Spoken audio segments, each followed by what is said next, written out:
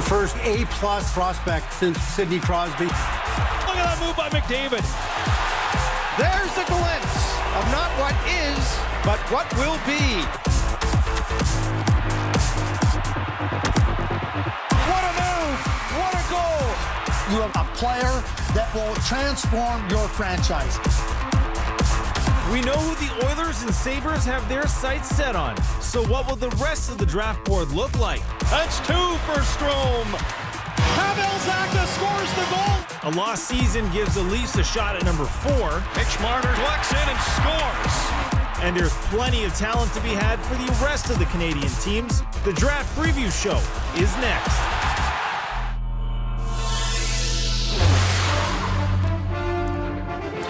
Welcome to Bob McKenzie's draft preview special with the guru himself, Bob McKenzie. Well, this might be the most anticipated draft in a decade. Not one, but 2 generational players up for grabs. And after that, a whole lot of talent. And I guess, Bob, that's where the first question comes in.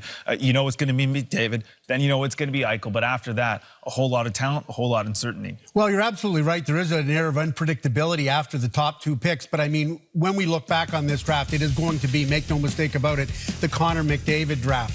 An unbelievable generational talent, but you're absolutely right. Jack Eichel is something special, too. It'll forever be remembered as the McDavid-Eichel draft, but there is a lot of unpredictability after those top 2 picks. A lot of different elements, defensemen, power wingers, centers, prolific centers, for other teams to consider once the pick starts at number 3 with the Arizona Coyotes. It's also interesting, in our top-ranked 30 players on the TSN list, only 11 Canadians. That's a low water mark for quite some time, but by the same token, that's just a cyclical thing. The other aspect that's really interesting is the Russian factor. We have 4 Russians ranked to go in the first round. I'll be interested to see whether that actually happens or not. Ivan Provorov from the Brandon Wheat Kings is a top 10 potential top 5 pick, but I'm going to be interested to see where Evgeny Svechnikov, Denis Gurianov, and Ilya Samsonov, the big Russian goalie, if they go in the first round, or whether the Russian factor is still at play here, but the return of the Russians in the first round. All right, before we get to the list, let's get to the rankings and see where the top teams slot in. And Buffalo had the best chance to win the top pick. However, Edmonton striking gold again. They have the top pick. Buffalo at number 2, Arizona at number 3. And then when you look at the Canadian teams, the Toronto Maple Leafs going through that complete rebuild. They are in great position to pick up a stud building block at number 4. They also have a pick at number 24. Calgary Flames sitting at 15. You got the Oilers at 16. The Winnipeg Jets, 17, Ottawa at 18. Well, the numbers are silly. The skill is off the charts. He's pretty much a sure thing. Connor McDavid is a generational talent. Some would say a gift to the Edmonton Oilers. Maybe that's why they're calling him Connor McSavior. He's number 1 on Bob's list. Connor McDavid. He really made an emphatic statement that he is the number 1 guy. Scores! Connor McDavid with a fantastic goal! The combination of skating speed, hand quickness, and mental processing is extraordinary. You're not going to catch Connor McDavid with that breakaway speed. He's in a roll. Connor McDavid scores! McDavid has a chance in front. Look at that move! Oh, baby! That's what they came for. This young man could be unstoppable. You can watch McDavid highlights over and over again, and they still become more impressive every time you see them. We've been talking about this guy for a number of years now. What else is there really to say about him? Well, it's such an extraordinary season for Connor McDavid. And, I mean, he came into this season with unrealistically high expectations, and he somehow managed to exceed every one of them. He's got otherworldly acceleration. He can do things that are incredible at such a high rate of speed. He makes everybody else on the ice better, but his playmaking, his goal-scoring ability, elite level, the acceleration is just off the charts. And as for comparisons, I mean, the scouts I talked to, no one is going to say unequivocally that Connor McDavid is going to be better than Sidney Crosby, but just about every scout I talked to allows for that possibility. And that Connor McDavid's draft year was something we have maybe never seen before in terms of everything that he did beyond expectations. OHL playoff MVP, CHL Player of the Year, 2.5 points per game. An incredible season for Connor McDavid. For the longest time, though, it was a debate. Would it be McDavid or would it be Jack Eichel? It was almost 1A, 1B. Well, Eichel looks like he's going number 2, but still another possible generational talent. Here he is on Bob's list. Jack Jack Eichel, the #1 challenger for Connor McDavid. Wonderful play from Eichel as he plays it off the backboards to himself. he makes it look exceedingly easy. Jack Eichel with a great shot. Pretty feathery hands for Eichel. Scores! Jack Eichel, unbelievable. People want to see a little glimpse of what Jack Eichel can do. Watch this play. Oh my goodness. What a gorgeous goal. Bob, there was no doubt that the Buffalo Sabres were upset that they didn't get that top pick. They didn't get Connor McDavid. I know their fan base was also upset, but at the end of the day, they're getting a pretty good player. Yeah, not a consolation prize here. This is a generational talent. He's so big. He's so strong. He's got dynamic speed and power, but he's also got a high level of finesse and skill to go with it. And I mean, if Connor McDavid weren't in this draft and Jack Eichel were the #1 prospect, we would be talking about him in terms of draft prospects in the same breath as a Patrick Kane, a Steven Stamkos, a John Tavares. In fact, since Sidney Crosby was taken in #1 in the 2005 draft, talking to a number of scouts, they said that Jack Eichel is as good as any #1 pick, if not better, in terms of his draft year status going into the draft. And that obviously includes those guys I just talked about, including Kane, Stamkos, and Tavares. And this is a special player. First freshman since Paul Kariya in 92-93 to win the Hobey Baker Award as the best NCAA player. Can't stress enough how good this 1-2 combo is, and we've seen it in the past where there have been other good 1-2 combos. Craig Button, what is the best 1-2 combination you have seen? Great question, Nabil. Guy Lafleur and Marcel Dion in the 1971 draft, and they stand alone until further notice. Sam Pollock, the master GM of the Montreal Canadiens, he made many maneuvers to end up with the first overall pick because he wanted Guy Lafleur. Guy Lafleur was an all-star through the 70s, a dominant player, and a Hall of Famer. But Marcel Dion, the #2 overall pick, Hall of Famer himself and a top scorer, and no consolation prize at all when you talk about Marcel Dion. And now we go to #2, and we look at McDavid and Eichel and Ovechkin and Malkin, and it could be a dead heat. But not since the 1971 draft have we seen the maneuverings going on to get the first overall pick, albeit a little bit different with the term being tanking to get McDavid. Now you go to the 4th and 5th group, Steven Stamkos and Drew Doughty. Doughty with 2 Stanley Cups, Olympic gold medals. John Tavares and Victor Hedman trying to break into that group. That's 4 and 5. But when you look at a 1-2 punch, these are 5 terrific duos. And McDavid and Eichel very well could be #1, but that time hasn't arrived yet. Well, in any other draft year, we'd probably be gushing over Noah Hanifin, the American defenseman who plays for Boston College, has been considered by scouts as the best defenseman coming into this draft pretty much all year. He's #3 on Bob's list. Noah Hanifin, an outstanding skater in every single regard. Great chance in front, created by Hanifin. He goes through the neutral zone so quickly. And Hanifin shoots. He scores! That's the first time I've seen what the hype is about with Noah Hanifin. So what does Noah Hanifin bring to the table? Well, he's a 6'3" defenseman who skates like Scott Niedermayer, so say no more.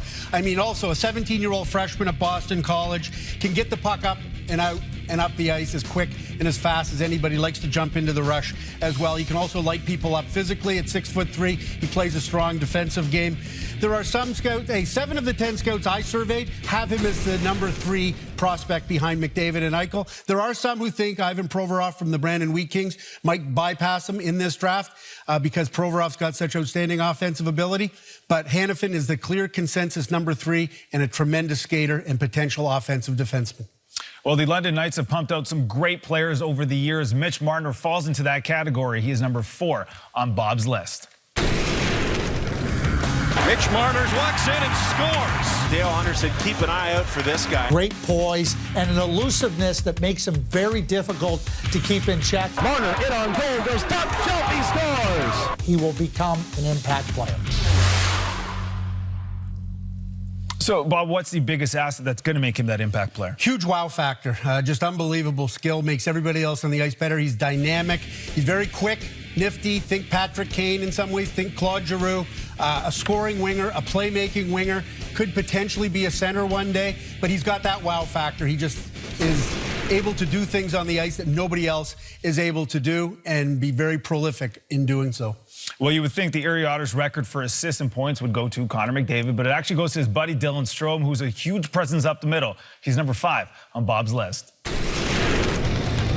Strome shoots, he scores! A good, crisp wrist shot. He reads the play. Great stick by Dylan Strome to steal the puck. In all of the game's important situations, he will find a way. Reaches forward and scores! Strome ties it. Dylan Strome with a blast. He scores again! What a game for Dylan Strome! Strome is the OHL scoring champion.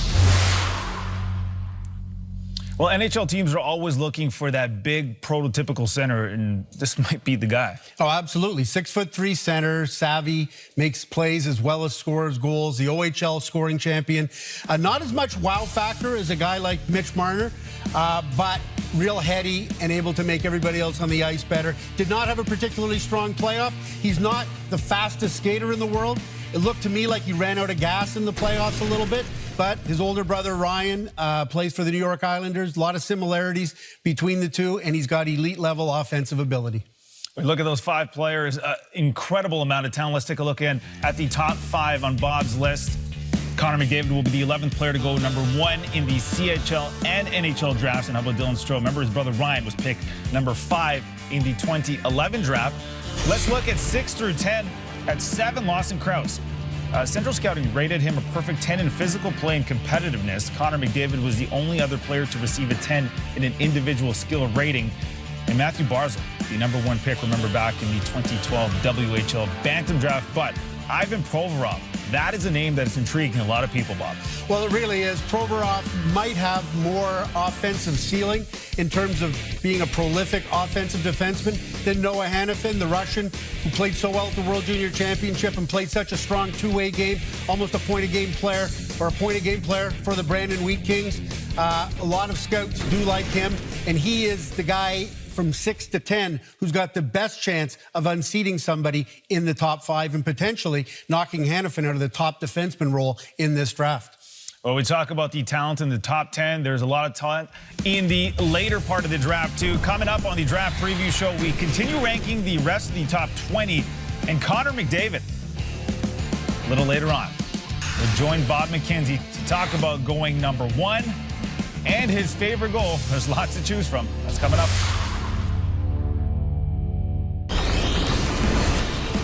Welcome back to Bob Mckenzie's draft preview show. Well, let's take a look at the order for the middle 10 teams. And 2 teams that really stick out at number 13, Los Angeles, number 14, Boston. 2 teams that traditionally go pretty deep into the playoffs this year didn't make it and now get 2 pretty good picks at 13 and 14. Let's take a look now at Bob's list for 11 to 15.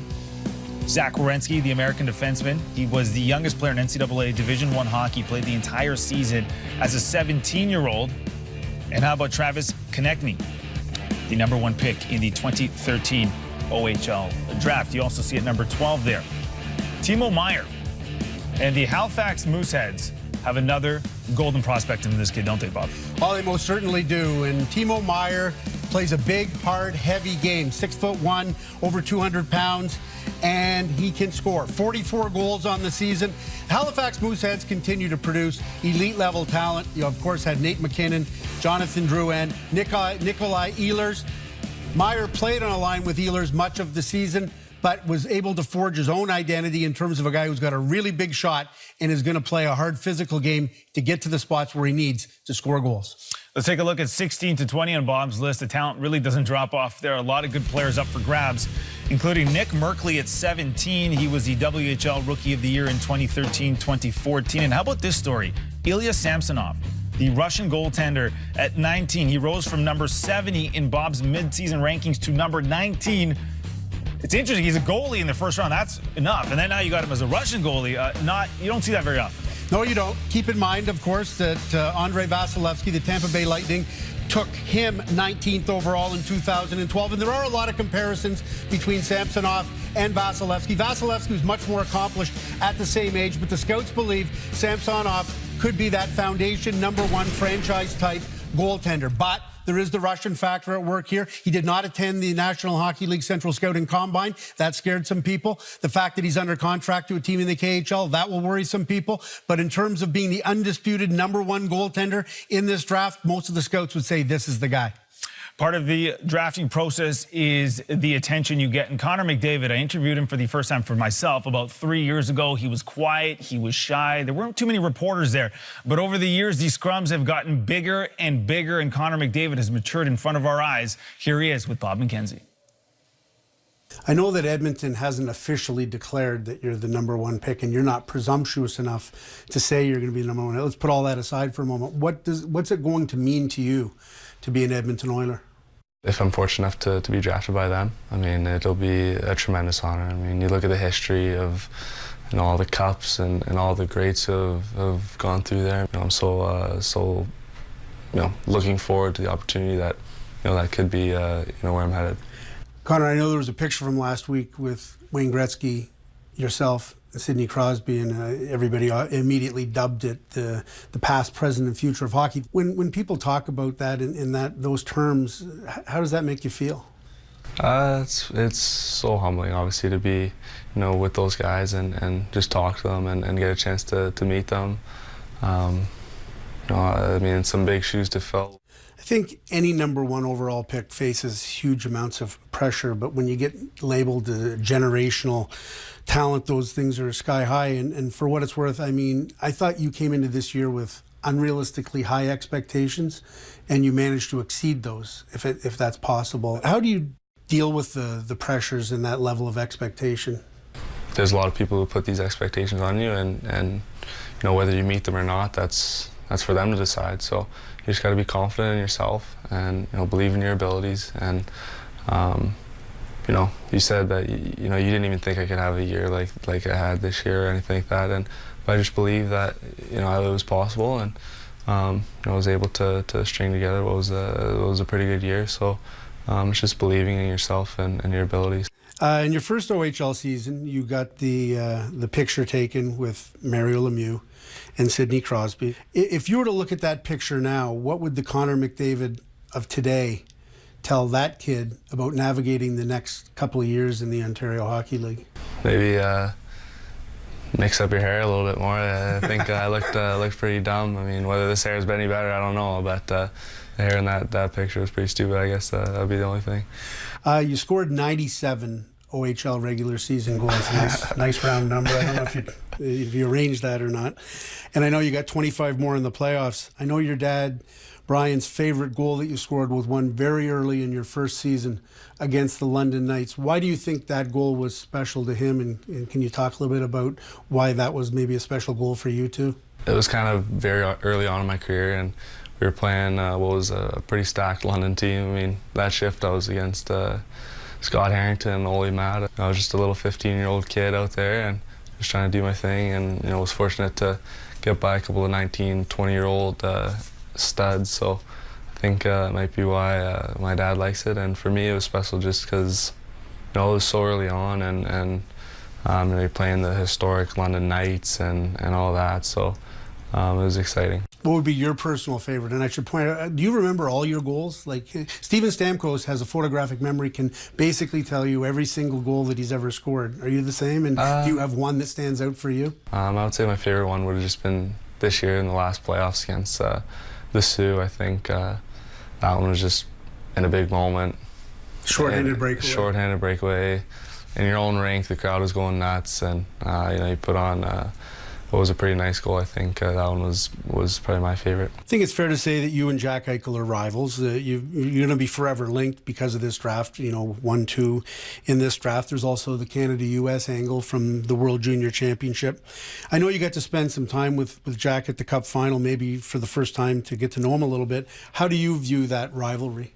We're going to be linked together for a while, and that's just how it is. And it's nice. I mean, he's a great player, and he I got to meet him a little bit. And he seems like a really good guy. So, it's cool to have a rival, I guess. He's a good guy, and it'll be interesting to see what happens. Well, thanks for doing this, Connor, and good luck not only in draft day but for a great career. Thank you.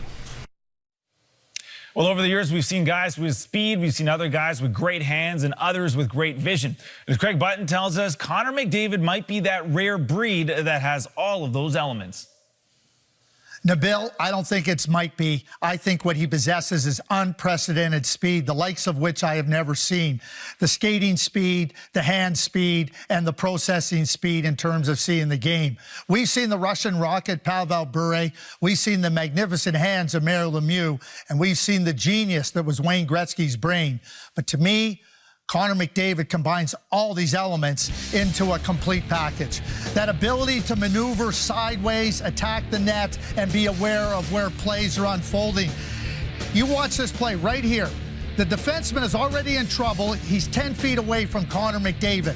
That is speed that is flat out threatening. And when you're a defenseman, that is no fun. You watch this play here. Christian Dvorak, number 10, a player for the London Knights and one of the best prospects outside the NHL, drafted by the Arizona Coyotes. He can skate. McDavid goes right by him, but then he doesn't lose track. He understands how he wants to maneuver his hands to open up the goaltender, does exactly that. The genius of understanding where opportunity lay, off the backboards, quickly into the net, and then the hands just making somebody turn around. He can't believe he didn't score. But Connor McDavid, also with that speed, can slow the game down. Here's Christian Dvorak. Once again, they think they have him in check. You never have Connor McDavid in check.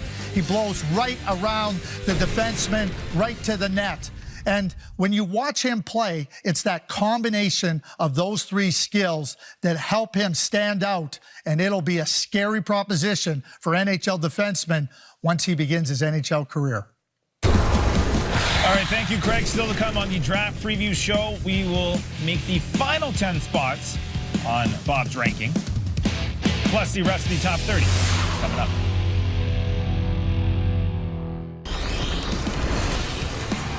All right, welcome back. This is the final 10, and it is Vancouver at 23, Toronto at 24 with their second pick, the Winnipeg Jets at 25, and rounding out the final 10 are the Arizona Coyotes at number 30. Let's take a look at Bob's list from 21 to 30. At number 23, Joel Eriksson-Ek. Could be said that at number 23, he is that sturdy as an Ek, which happens to be Swedish rope, Bob. Another Swede, it could be a wild card, number 24, Bob. Not much question about that. Oliver Kylington, he started this year as a preseason top 10 prospect, one of the very best skaters in the draft, if not the best skater in the draft. But the defenseman did not have a great draft year, and a lot of scouts I talked to have him outside the first round. In fact, some have him outside the top 60. But when you can skate like that, people wonder if this might be a Brandon Saad situation. Everybody remembers him, preseason top 10, goes in the second round of the Chicago Blackhawks, and we don't have to tell you what Brandon Saad has done. Kylington is a true wild card. He could easily go in the first round, but he could easily slide right off the face of the earth. Let's quickly recap the top 5, and we know number 1, that is McDavid. Number 2 is Eichel, and from all Bob's homework, Noah Hanifin. Number 3, Mitch Marner. Number 4, and Dylan Strome. Now, number 5, well, there will be some very young, happy men and very proud parents come June 26th, 27th. Thanks for watching the Draft Preview Special, and thanks for watching TSN, Canada's sports leader.